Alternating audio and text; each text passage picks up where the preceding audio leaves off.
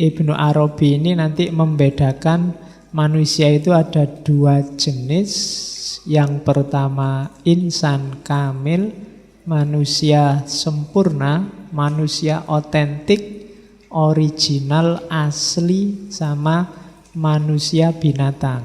Al-insan, al-hayawan. Manusia binatang ini manusia yang casingnya saja manusia. Manusia itu kan jenisnya binatang. Saya sering bilang kan manusia itu binatang yang berpikir, binatang yang memaknai, binatang yang main simbol dan macam-macam. Dan katanya Ibnu Arabi, manusia yang kehilangan atribut kemanusiaan kamilnya, levelnya kayak binatang. Bedanya hanya di diferensia. Diferensia itu kambing sama ayam, itu kan beda, tapi kan sama-sama binatang. Nah, nanti ada satu jenis binatang lagi namanya manusia.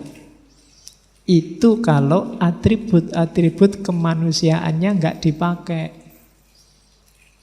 Atribut-atribut kesejatiannya dibuang. Jadi kamu tinggal milih sekarang hidupmu mau jadi insan kamil apa insan hayawan. Ya insan hayawan itu jelas orientasinya ke bawah, tidak ke atas. Yang dipikir dunia, dunianya jadi nomor satu. Kalau dunia nomor satu, ya Allah nomor dua, nomor tiga, nomor empat. Kalau cita-citamu hanya menaklukkan dunia, menaklukkan lingkungan sekelilingmu, menaklukkan Indonesia, menaklukkan Ahok, ya yang lain nomor sekian berarti. Pokoknya apapun yang terjadi harus dipenjara. Itu berarti nomor satu dia. Jangan sampai jadi nomor satu. Yang boleh nomor satu dalam hidup kita hanya Allah. Oke. Nah, orang yang orientasinya ke bawah nanti jatuh bahkan bisa lebih rendah dari binatang. Kita menyebutnya asfala safilin. Di bawah lebih ke bawah lagi. Nah, jadilah insan kamil. Insan kamil adalah abdu rabbih. Kalau insan hayawan itu kebanyakan abdun nazar. Ini saya tidak tahu Ibnu Arabi sedang nyindir kita apa enggak. Dia tidak menyebut abdun nafas, tidak menyebut hambanya hawa nafsu, tapi hambanya nalar, hambanya akal pikirannya sendiri. Yang didewa-dewakan, yang dinomorsatukan bukan Allah, tapi kebenaran versinya. Dianggapnya hidup seperti itu, pikiran seperti itu, ya itu yang benar dan paling benar. Jadi itulah yang dia sembah. Jadi Abdun Nadhor, lawannya Abdur Rabb. Katanya Ibnu Arabi, ya insan kamil, ya makomnya tetap Abdur Rabb, hamba Tuhannya. Bukan hamba persepsinya, bukan hamba persangkaan-persangkaannya, bukan hamba pendapat-pendapatnya. Apa ndak boleh meyakini pendapat kita benar? Boleh. Tapi sambil tetap yakin karena aku ini manusia bisa salah, ya pendapatku mungkin salah, mungkin keliru. Wah, ini semangat ini susah ditemukan. Mungkin memang susah untuk merasa bahwa aku bisa keliru. Oke, kita ngomong kayak gini biasanya untuk orang lain, tapi untuk diri kita sendiri berat. Ngomong bahwa aku itu bisa salah loh, itu susah. Selalu kamu kan manusia, bisa salah toh kan gitu. Kalau gitu gampang, tapi kita selalu yang benar itu milikku. Orang yang kayak gini sebenarnya selain bahaya karena Allah nggak nomor satu, dia bahaya karena nggak bisa berkembang lagi. Nggak bisa berkembang itu dia sudah final. Dia menganggap pikirannya sudah selesai, ya ini yang paling benar. Padahal kan di awal sudah diyakinkan bahwa kita ini manusia, pandangan kita terbatas, wawasan kita terbatas. Banyak sekali ketidaksempurnaan dalam diri kita. Maka pikiran-pikiran kita juga terbatas, wawasan kita juga terbatas. Sepinter-pinternya orang, wawasannya terbatas. Sak jago-jagonya Habibie misalnya, kamu anggap dia jenius, IQ-nya berapa. Dalam banyak hal mungkin ada hal-hal yang kamu ketahui Habibie tidak tahu. Mungkin Habibie tidak ngerti gimana caranya gitaran, Habibie tidak ngerti gimana caranya nyedot rokok dengan sudut yang paling enak. Itu tidak ngerti Habibie. Gedenya nggak pernah ngerokok. Ya kan, yang penting tidak ngerti kan. Dia juga tidak tahu segalanya, sejenius apapun. Donald Trump yang sekaya itu, dia merasa bisa membeli segalanya. Sangat banyak yang dia tidak tahu dan tidak ngerti. Sopo, tinggal kamu sebut Einstein kah? Atau filosof-filosof yang kita bahas 100 pertemuan lebih, banyak dia yang tidak tahu. Sak jago-jagonya Ibnu Rus mungkin dia belum pernah lihat binatang yang namanya kerbau apa bebek. Karena Spanyol, Timur Tengah, zaman abad keberapa mungkin tidak ada. Ya kan? Tidak, kita terbatas kok. Kebenaran yang kita tahu hanya sejangkau pengalaman kita. Yang sempat mampir di kepala kita. Itu saja. Maka jangan disembah nalarmu, jangan disembah pikiran-pikiranmu. Merasalah selalu bahwa masih banyak yang harus kamu ketahui. Bahwa untuk kepentingan pragmatis, praktis kamu butuh pengetahuan-pengetahuan tertentu ya. Tapi tetaplah terbuka. Biar kita bergerak terus ke arah yang lebih baik dan lebih baik. Oke, biar tidak dituduh oleh Ibnu Arabi kita ini hamba nalar. Yang kita dewakan kebenaran pikiran kita sendiri, bukan Allahnya. Oke, jadi itu kategori-kategori awal sebelum kita masuk ke insan kamilnya. Terus, apa sih insan kamil itu? Jadi manusia itu satu-satunya makhluk di dunia ini yang sifatnya sintesis, jamaiyah. Kalau dalam Futuhat, majmuk. Jadi segala atribut, segala karakter alam semesta, juga bahkan karakter ketuhanan ngumpul dalam diri kita yang namanya manusia. Jadi kalau bahasa mudahnya, jasad kita yang lahir ini mikrokosmos. Sementara dimensi batin kita itu ilahiyah sifatnya. Jadi manusia itu lengkap. Kita mengandung semua kandungan alam semesta, sekaligus dalam diri kita ada penggerak yang asalnya langsung dari Allah. Wa nafakha fihi min ruhi. Oke. Maka insan kamil itu mudahnya ketika seseorang sadar akan jati dirinya dan mampu mengaktualkan potensi ilahiyah yang ada dalam dirinya. Jadi semua yang tidak mengarah ke situ tidak esensial bagi insan kamil. Jadi rumusnya itu, makanya sadarilah dirimu bahwa alam semesta itu ada dalam dirimu. Segala unsurnya, apapun itu, ada. Makanya kita disebut mikrokosmos. Maka tugas awal seorang manusia itu bukan memahami keluar, tapi muhasabah ke dalam. Coba baca dirimu ke dalam, serius. Lihatlah apa saja faktor, variabel, unsur yang mengkonstitusi hidupmu, lahir maupun batin. Kalau ketemu dirimu yang sejati, berarti kamu sekaligus memahami makrokosmos dan memahami Tuhan. Kenapa memahami makrokosmos dan memahami dirimu itu sekaligus memahami Tuhan? Karena alam semesta termasuk kita manusia itu tajallinya Tuhan. Tajalli itu kalau bahasanya dunia lain itu penampakan. Kalau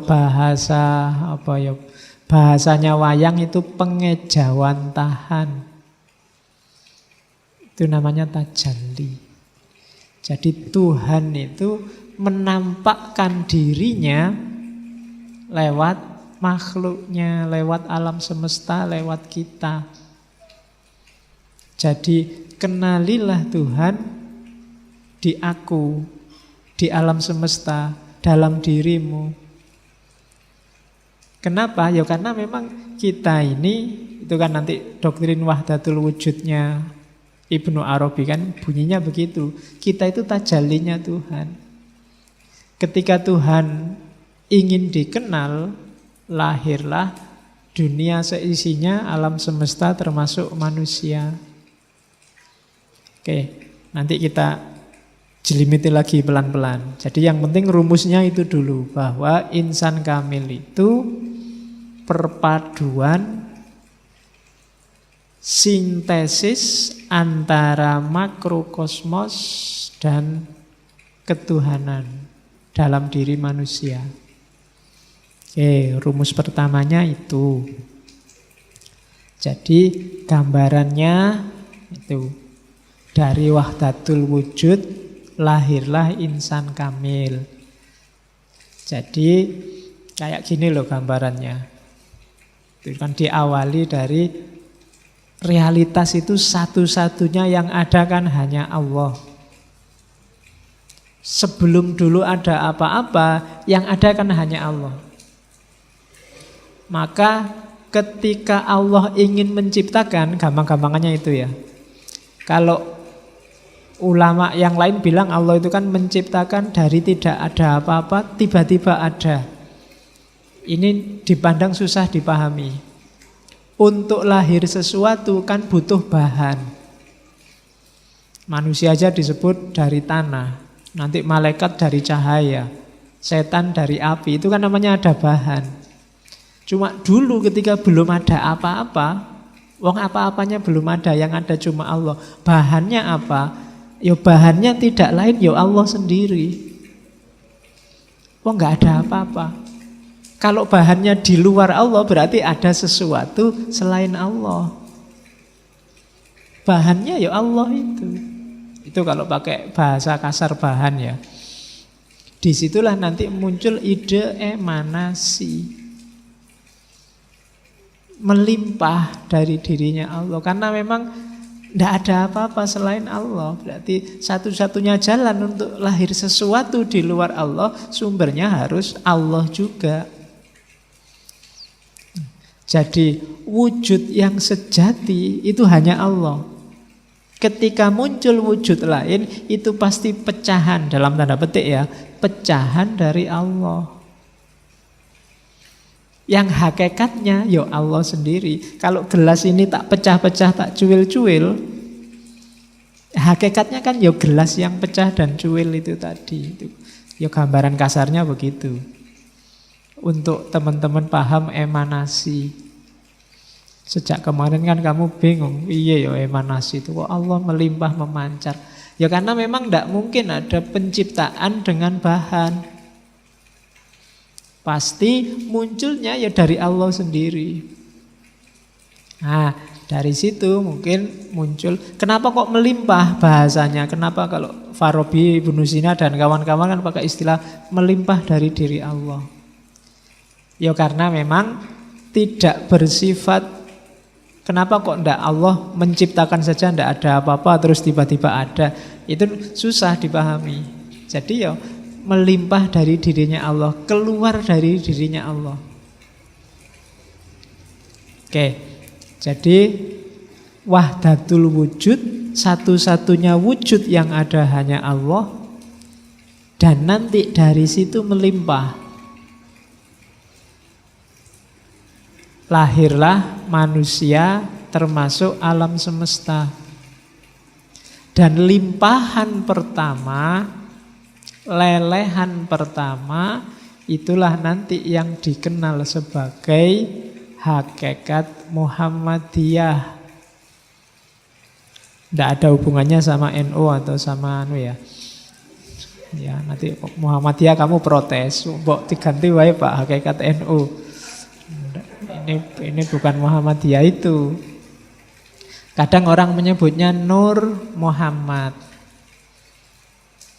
Kalau analoginya matahari, cahaya pertama yang melimpah dari matahari, yang paling dekat dari matahari, itulah Nur Muhammad. Itulah hakikat Muhammadiyah. Saya tidak tahu alasannya apa Ibnu Arabi termasuk Al-Hallaj pakai istilah Nur Muhammad. Mungkin dari premis bahwa makhluk di alam semesta ini yang jadi masterpiece-nya Allah adalah manusia. Dan di kalangan manusia yang paling dicintai oleh Allah adalah Muhammad. Berarti Muhammad itu paling dekat di hatinya Allah. Maka pancaran pertama yang paling bercahaya oleh para sufi disebut Nur Muhammad. Hakikat Muhammadiyah. Kenapa kok nggak disebut Nur Adam apa Nur Isa? Mungkin logikanya karena ya beliau yang paling dicintai oleh Allah, paling dekat sama Allah. Makanya kan ada hadis laulaka ya Muhammad, seandainya bukan karena engkau wahai Muhammad, tidak akan aku ciptakan langit dan bumi. Kan? Ya sering saya bilang ketika orang makomnya di level cinta itu kan selalu demi yang dicintai. Untuk kepentingan yang dicintai. Oke, jadi yang paling dicintai Allah sebelum Muhammad yang fisik ini lahir, dulu sudah ada yang oleh Ibnu Arabi dan kawan-kawan disebut Nur Muhammad. Yang Nur Muhammad inilah nanti dari cahaya pertama lahirlah lelehan-lelehan selanjutnya, cahaya-cahaya selanjutnya. Sumbernya ya dari cahaya yang kalau ini matahari terang, yang paling dekat dari matahari yang disebut Nur Muhammad ini kan terang yang kedua. Sumbernya langsung matahari. Tapi terang yang ketiga, sumbernya ya terang yang kedua ini tadi. Nanti terang yang keempat, sumbernya terang yang ketiga. Terang yang kelima, sumbernya terang yang keempat, dan seterusnya. Jadi benchmark paling utama, yang paling dekat, paling mirip dengan Allah itu Nur Muhammad. Maka nanti insan kamil adalah mereka yang bisa membersihkan dirinya kemudian masuk ke level Nur Muhammad. Dialah yang paling bercahaya. Dan Ibnu Arabi tidak ngomong upaya bersatu, kesatuan dan macam-macam karena hakikatnya memang sudah satu. Jadi Allah sama kita itu satu. Nanti ideologi kayak gini banyak di tradisi mistik timur. Kalau di Jawa disebut Gusti itu ya kasunyatan. Kasunyatan itu kalau pengen ketemu Allah ya di realitas sehari-hari ini. Allah hadir. Meskipun kita sering tidak mengakui kehadiran Allah, kita menganggap Allah itu jauh ada di sana. Jadi dari wahdatul wujud menuju insan kamil. Jadi kita semua adalah cermin keberadaan Allah. Dulu sering saya analogikan, seandainya ini Allah, masjid ini isinya kaca semua. Kenapa makhluk itu bayangannya Allah? Maksudnya apa? Makhluk itu gambar yang ada di kaca. Alam semesta itu kayak gambar yang ada di kaca di sekeliling kita ini. Mungkin yang kaca sebelah sana gambarnya punggung, kaca yang sebelah kiri gambarnya pundak, sebelah kanan gambarnya pundak. Itulah alam semesta. Kalau yang sana gerak, itu kan yang gerak bukan sana tapi sini. Jadi yang sana itu cuma gambarnya, sifatnya ilusi, dia tidak benar-benar ada. Yang benar ada ini. Jadi gambar di cermin itu bukan barang yang sebenarnya. Dia cuma refleksi dari barang yang sejati. Termasuk dirimu. Kecuali kamu menghindar dari cahaya. Kamu sendiri yang menjauh dari cahaya. Menjauh itu bukan berarti kamu melepaskan diri dari cerminan Allah, tapi kamu menutupi dirimu sendiri dari cahaya sehingga kamu tidak kenal dirimu. Yang rugi ya kamu sendiri. Ya sama kayak kita bagian dari alam semesta. Kita ini mikrokosmos. Alam semesta makrokosmos. Maka apapun yang terjadi dengan makrokosmos akan berpengaruh pada mikrokosmos. Kalau alam cedera, yang sakit kita. Kalau hutan kamu tebangi, yang merasakan banjir bukan hutan dan gunungnya, tapi manusia. Kalau ozonnya robek, bumi ini panas, yang kepanasan kan juga kita.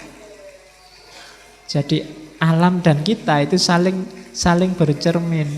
Kita adalah tajallinya Allah.